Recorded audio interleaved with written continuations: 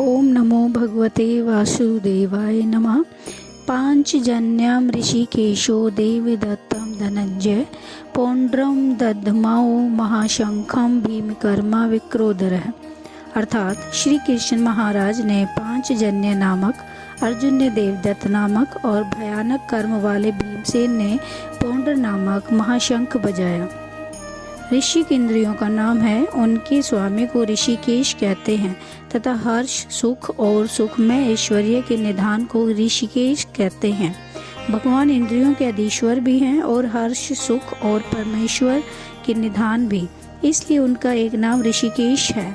पंचजन नामक शंख रूप धारी एक दैत्य को मारकर भगवान ने उसे शंख रूप से स्वीकार किया था। इससे उस शंख का नाम पांचजन्य हो गया। और राष्ट्रीय यज्ञ के समय अर्जुन बहुत से राजाओं को जीतकर अपार धन लाए थे, इस कारण उनका एक नाम धनंजय हो गया। और देवदत्त नामक शंख इनको निवात, कवच आदि दैत्यों के साथ युद्ध करने के समय इंद्र ने दिया था। इस शंख का शब्द इतना भयंकर होता था कि उसे सुनकर शत्रुओं की सेना दहल जाती थी। भीमसेन बड़े भारी बलवान थे। उनके कर्म ऐसे भयानक होते थे कि देखने सुनने वाले लोगों के मनों में अत्यंत भय उत्पन्न हो जाता था, इसलिए ये भीमकर्मा कहलाने लगे। इनके भोजन का परिमाण बहुत अधिक होता था और उसे पचाने की भी इनमें बड़ी शक्ति थी, इसलिए इन्हें विक्रोधर कहते थे। इनका शंख बहुत बड़े आकार का था और उससे बड़ा भारी शब्द होता था, इसलिए उसे महाशंख कहा गया है। अनंत विजयम राजा कुंती पुत्रो युधिष्ठिरः नकुलः सहदेवश्च सुघोषमणि पुष्पकौ। अर्थात कुंती पुत्र राजा युधिष्ठिर ने अनंत विजय नामक और नकुल तथा सहदेव ने सुघोष और मणि पुष्पक नामक शंख बजाए। महाराज, पांडु के 5 पुत्रों में युधिष्ठिर, भीम और अर्जुन तो कुंती से उत्पन्न हुए थे और नकुल तथा सहदेव माद्री से। इस श्लोक में नकुल और सहदेव के भी नाम आए हैं।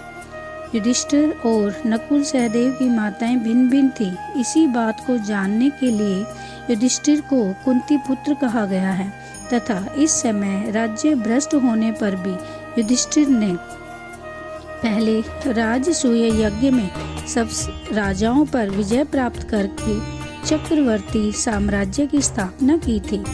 संजय को विश्वास है कि आगे चलकर वे ही राजा होंगे और इस समय भी उनके शरीर में समस्त राज चिन्ह वर्तमान हैं, इसलिए उनको राजा कहा गया है। काश्यश्च परमेश्वासः शिखंडी च महारथः धृष्टद्युम्नो विराटश्च सात्यकिश्चापराजितः द्रुपदो द्रौपद्याश्च सर्वस्य पृथ्वीपते सौभद्रश्च महाबाहु शंखान्दम्बु पृथक पृथक।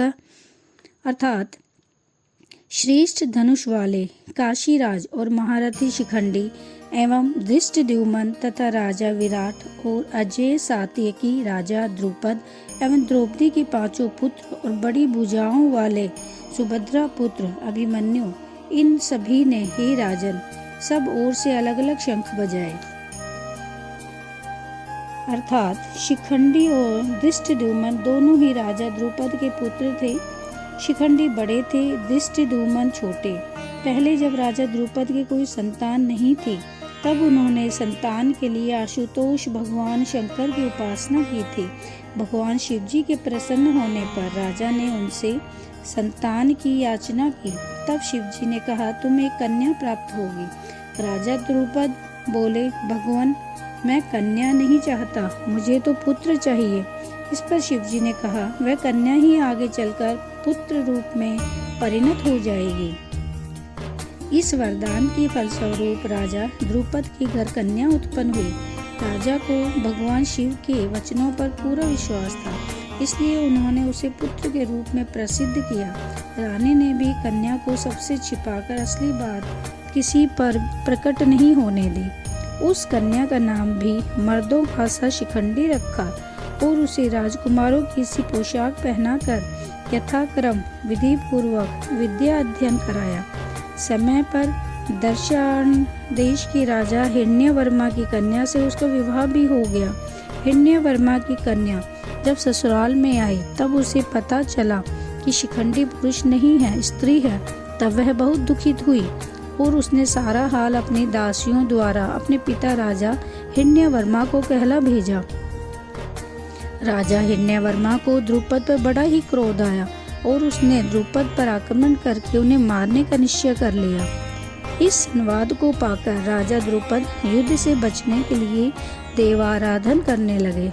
इधर पुरुष वेशधारी उस कन्या को अपने कारण पिता पर इतने भयानक विपत्ति आए देख कर बड़ा दुख हुआ और वह प्राण त्याग का निश्चय करके चुपचाप घर से निकल गई।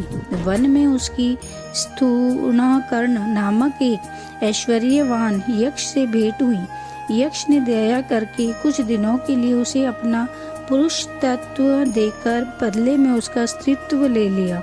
इस प्रकार शिखंडी स्त्री से पुरुष हो गया और अपने घर पर आकर माता पिता को आश्वासन दिया और शवसूर हिरण्यवर्मा को अपने पुरुषत्व की परीक्षा देकर उन्हें शांत कर दिया।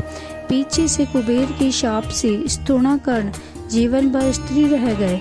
इससे शिखंडी को पुरुषत्व लौटाना नहीं पड़ा और वे पुरुष बने रहे। भीष्म पितामह को यह इतिहास मालूम था, इसी से वे उन पर शस्त्र प्रहार नहीं करते थे। ये शिखंडी भी बड़े शूरवीर महारथी योद्धा थे। इन्हीं को आगे करके अर्जुन ने पितामह भीष्म को मारा था। सर्वस्व शब्द के द्वारा संजय यह दिखलाते हैं कि श्री कृष्ण पांचों पांडव और काशीराज आदि प्रधान योद्धाओं के जिनके नाम लिए गए हैं अतिरिक्त पांडव सेना में जितने भी रथी, महारथी और अतिरथी वीर थे, सभी ने अपने अपने शंख बजाए। यही खास बात है। ओम नमो भगवते वासुदेवाय नमः।